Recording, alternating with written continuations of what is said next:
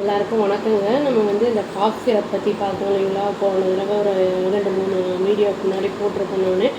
நிறைய குழந்தைங்க பலியாகிருக்காங்க அப்படின்னு சொல்லிட்டு. அது தமிழ்நாட்டை சேர்ந்தவங்க தான் மேனுஃபேக்சர் பண்ணுறாங்க அப்படிங்கிற நியூஸும் வந்திருக்கு. இப்போ அதை பற்றி ஒரு சில விஷயங்கள் பார்க்கலாம். நம்ம வாங்க வீடியோக்குள்ளே போகலாம். இந்த அடல்ட்ரேட்டட் காஃப் சிரப்னால இப்போ டெத் டோல் எம்பியில் எவ்வளோ ஆயிருக்குன்னா 23 அப்படிங்கிற மாதிரி சொல்கிறாங்க. 2 எக்ஸ்ட்ரா சில்ட்ரன் மோர் சில்ட்ரன் இறந்துருக்காங்க. அதாவது கிட்னி ஃபெயிலியர்னால. தேர்ஸ்டே அன்றைக்கி என்ன பண்ணியிருக்காங்கன்னா, போலீஸ் கோவிந்தன் ரங்கராஜன் 75 இயர்ஸ் அவரை அரெஸ்ட் பண்ணியிருக்காங்க. ஓனர் அவர். இது தமிழ்நாடு பேஸ்டு இந்த ஃபார்மாசிட்டிக்கல் அந்த மேனுஃபேக்சரர்ஸ் அவங்க இந்த கோல்ட்ரிஸ் மெடிசனை மேனுஃபேக்சர் பண்ணுறவங்க. ரங்கநாதன் தேர்ஸ்டே அன்றைக்கி அரெஸ்ட் பண்ணப்பட்டிருக்காரு. அவருடைய கோடம்பாக்கம் ரெசிடென்ஸ்லேருந்து 7 மெம்பர்ஸ்க்கு இருக்கிற அந்த எஸ்ஐடி டீம் ரஷ்யா அப்படிங்கிறவரோட தலைமையில் அது போய் அரெஸ்ட் பண்ணியிருக்காங்க. அவருடைய மேனேஜர் ஜெயராம், அப்புறம் லேப் அசிஸ்டன்ட் மகேஸ்வரி, அவங்க 2 பேரையுமே பிடிச்சிருக்காங்க.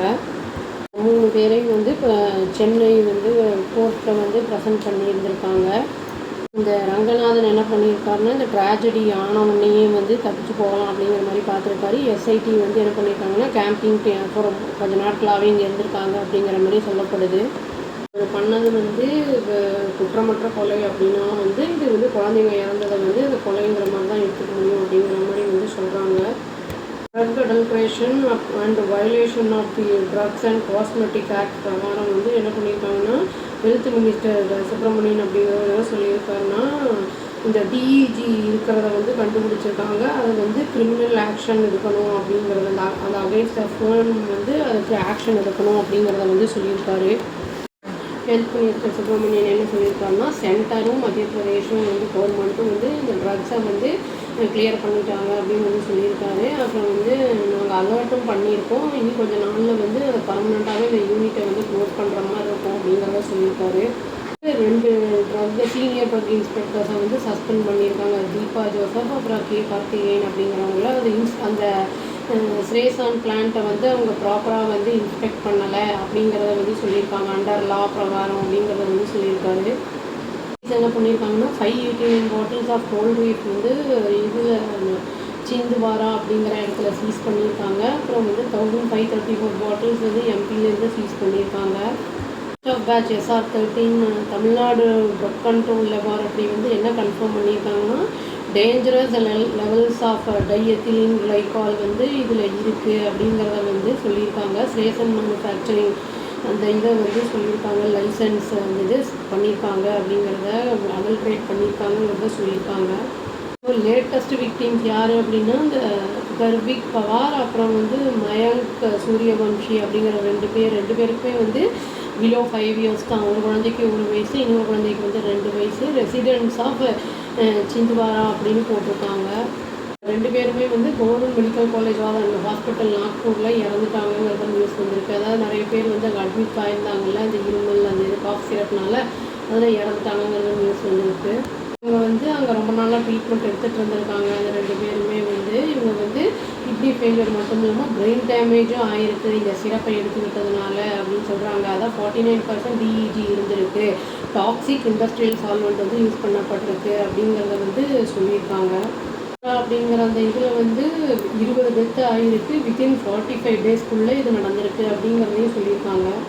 திவாரின்னு சொல்லி பீடியாட்ரிக் டாக்டர் என்ன சொல்லியிருக்காருன்னா, ஜென்ரல் மெடிக்கல் இதில் ஹாஸ்பிட்டலோட டாக்டர் என்ன சொல்லியிருக்காருன்னா, நாங்கள் எவ்வளவோ பெஸ்ட்டாக ட்ரை பண்ணோம் காப்பாற்றுறதுக்கு, பட் முடியல, அவங்கள காப்பாற்றுறது சாத்தியமில்லாமல் போயிடுச்சு அப்படின்னு சொல்லியிருக்காரு. குழந்தை குணால் யதுவன்ஷி அப்படின்னு சொல்லிட்டு அது ஸ்டேபிளாக இருக்குது. எய்ம்ஸோடது நாக்பூரில் அந்த குழந்தை கொஞ்சம் ஸ்டேபிளாக இருக்குது அப்படிங்கிற மாதிரி சொல்லியிருக்காங்க. சிஎம் மோகன் யாதவ் அப்படிங்கிறவங்க என்ன சொல்லியிருக்காங்கன்னா, இறந்த குழந்தைங்களுக்கு நீதி வேணும், அக்யூஸ் கண்டிக்கப்படணும் அப்படிங்கிறத சொல்லியிருக்காங்க. மேனுஃபேக்சர் தான் ஃபுல் ரெஸ்பான்சிபிலிட்டி எடுத்துக்கணும் அப்படின்னு சொல்லியிருக்காங்க.